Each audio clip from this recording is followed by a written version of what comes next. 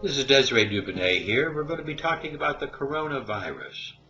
We're going to be talking about all different types of viruses. So when you hear the word Ebola in this video, just recognize it applies to viruses and it applies to the coronavirus as well. The humoral immune system that handles viruses has certain sets of rules. Now what you're going to be listening to is a presentation I made a long time ago for the Ebola virus, but it applies to the coronavirus today. So every time you hear the word Ebola, just think of corona. I said good health starts with good behavior. And this is an integral part of our system as we start with the SOC. We really have to understand if we're going to prepare for any virus, especially Ebola. It starts with good health.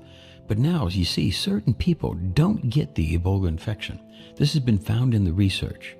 What is it about these people? Well, what the research shows us is that they have high amount of cytokines and chemosines.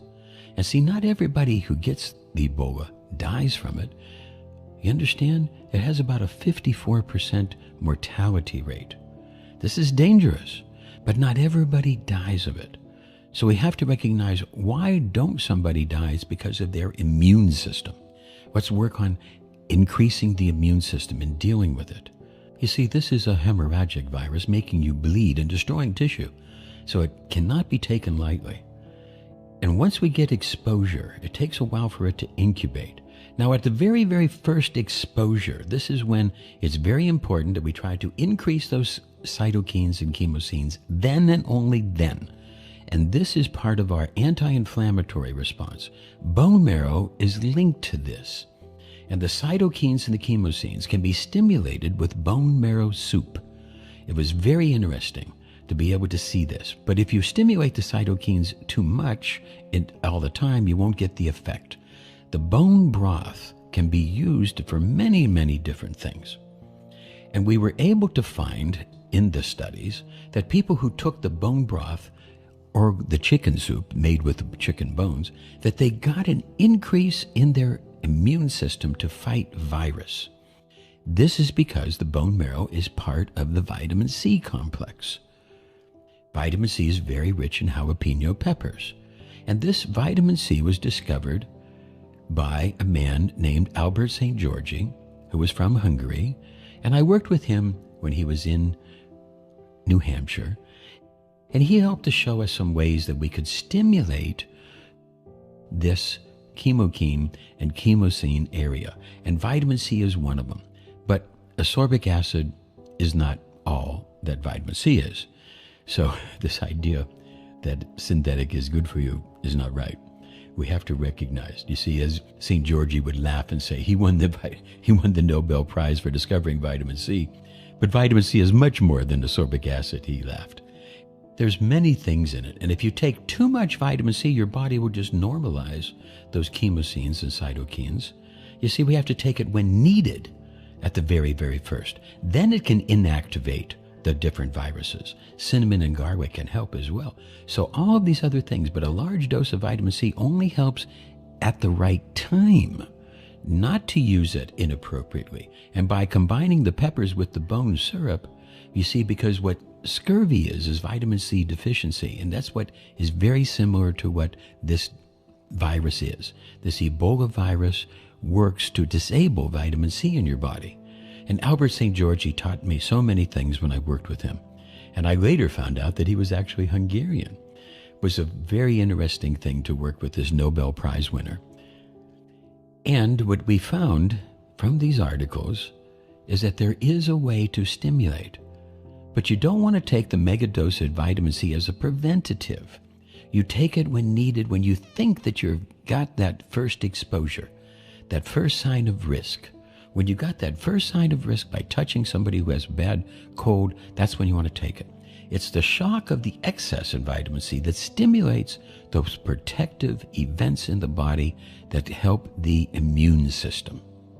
And that stimulation of the immune system is what we want. Because if we take this too much vitamin C too regular, our immune system will just adapt. We want to be able to get a charge out of it.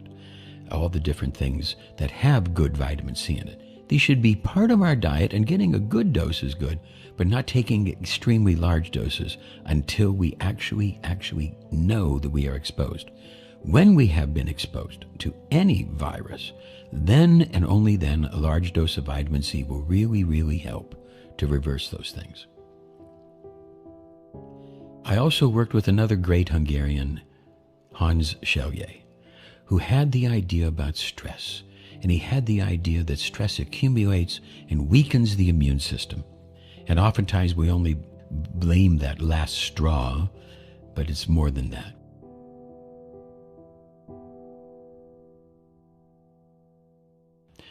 I picked up, after working with Dr. Selye, I picked up his work and tried to make a whole new idea, an idea that stress really is the cause of disease.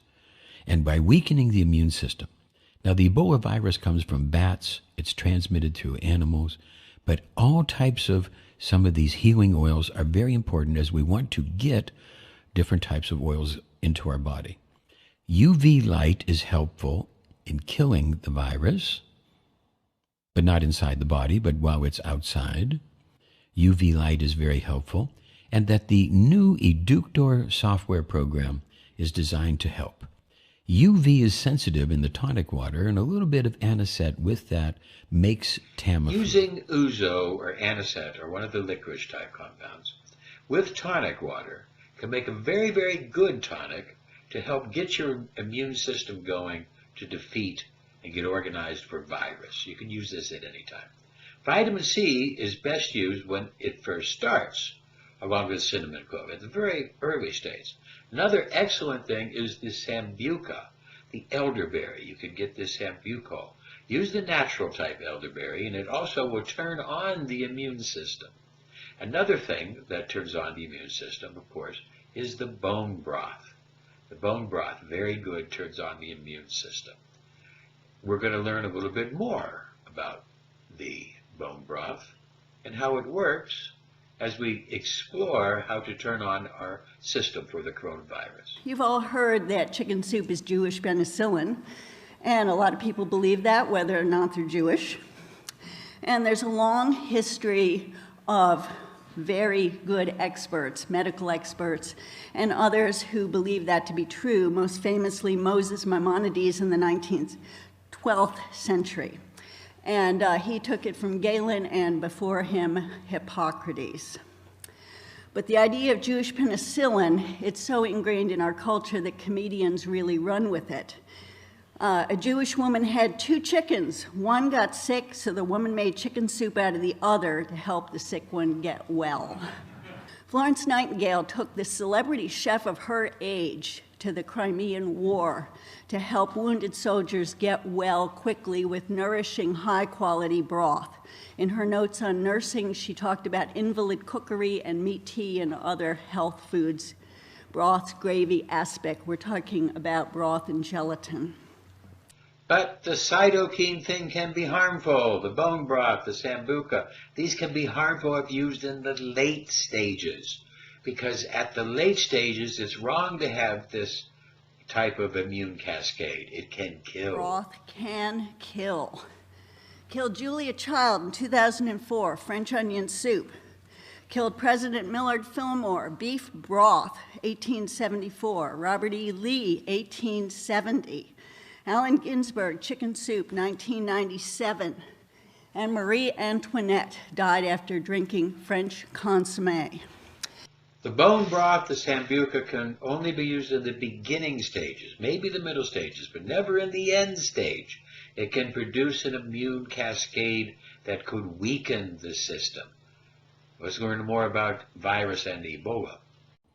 When the very first stage, we want to take a good dose of the vitamin C, and we want to use those other things when in the secondary stage. You see, that's when it starts to attack deeper into the deep organs. And if this starts to bleed, then you really got a problem. Antibiotics will really destroy the bowel flora and make it a big problem. We want to make sure we get good, healthy bowel flora in order to defend ourselves, because that's one of the big problems with the antibiotics. It upsets the immune system by killing the bowel flora. So we want to make sure that we're going to be able to stop those things and balance the bowel flora. If you want to learn all about the immune system, I've written the books, done the movies to help to really teach you. And here's the book about what to do at home to build up your immune system. You want to have to learn what not to eat. That's more important than learning what to eat. Learn what not to eat, and learn that we need healthy oils, healthy sugars, not unhealthy, not boiled oils. Learn what to eat to have a good, healthy life. The immune-boosting foods are very important, will help your body. You see, because of this idea of herd immunity, they're going to be making vaccines. And if you don't take your vaccine, you could be put into a concentration camp. It is very, very possible.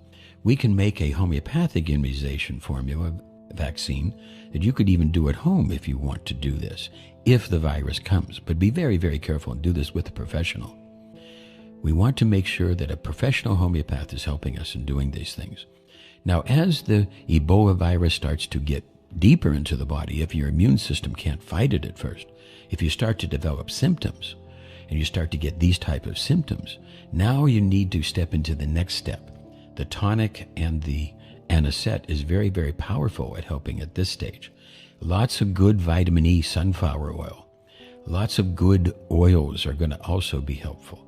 Good sugars, not the white sugars, good fruit sugars, etc. And especially these young living oils. These are very, very helpful at this stage. Lots of water. Very important. Most viruses are water soluble, and you can help to wash away those viruses by drinking lots of water in the beginning, making sure that you keep hydrated with a little touch of minerals, so a little bit of orange juice, etc. in there. And if you drink 8 ounces of water, it goes to the large intestine. Less than that goes to the small intestine.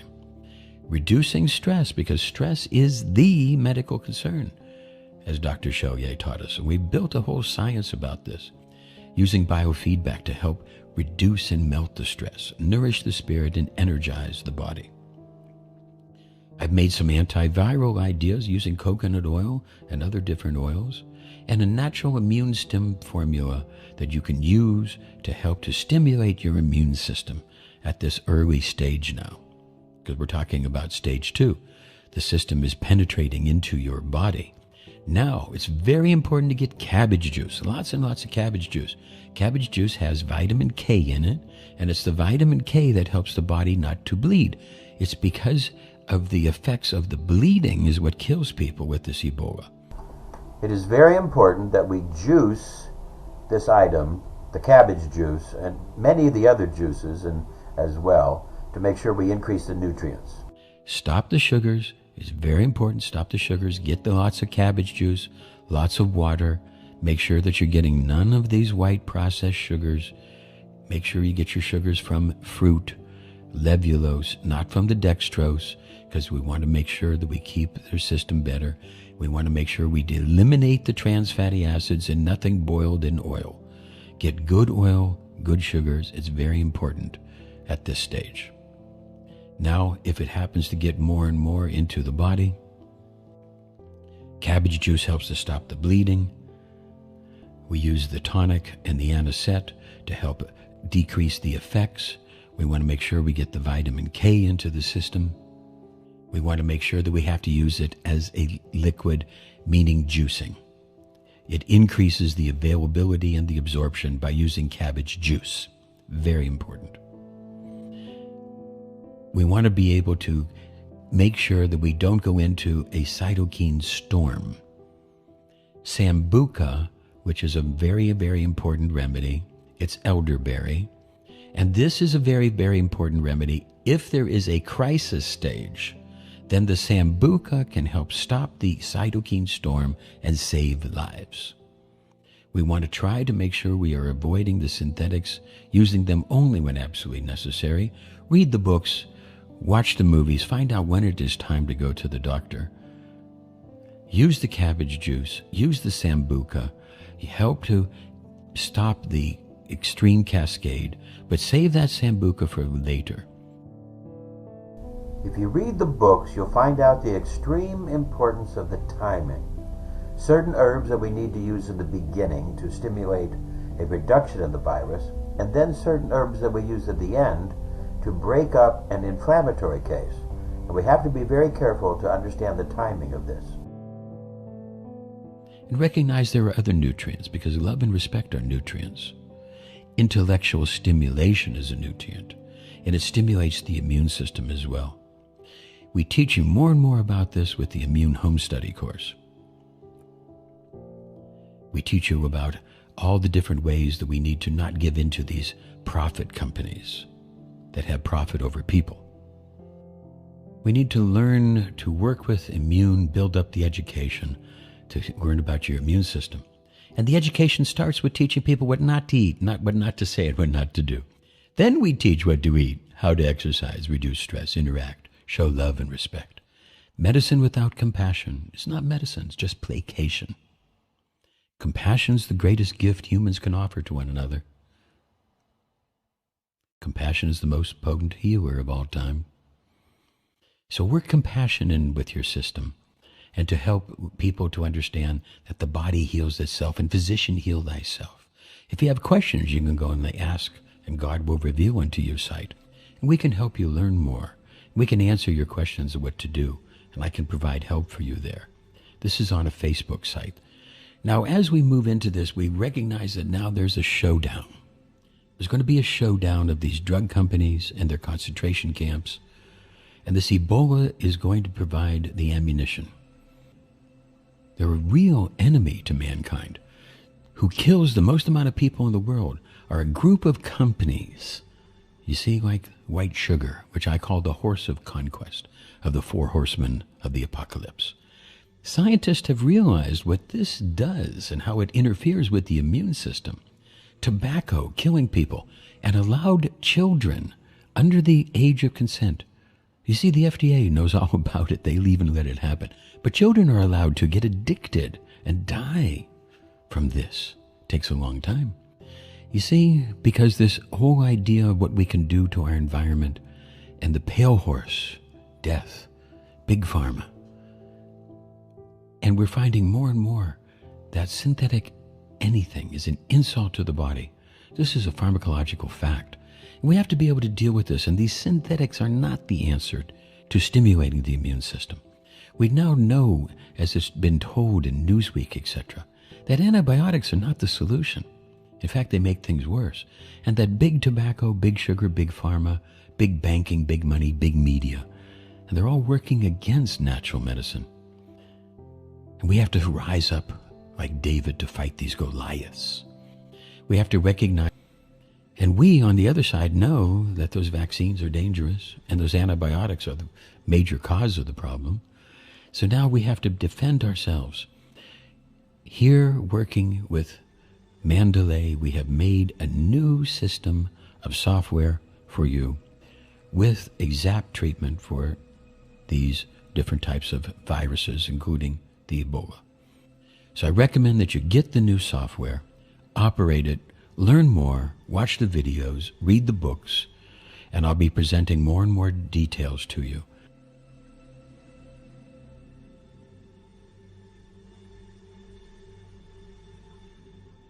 As we now fight this battle and we fight this showdown, let's hope that we win. Desiree Dubonnet signing off.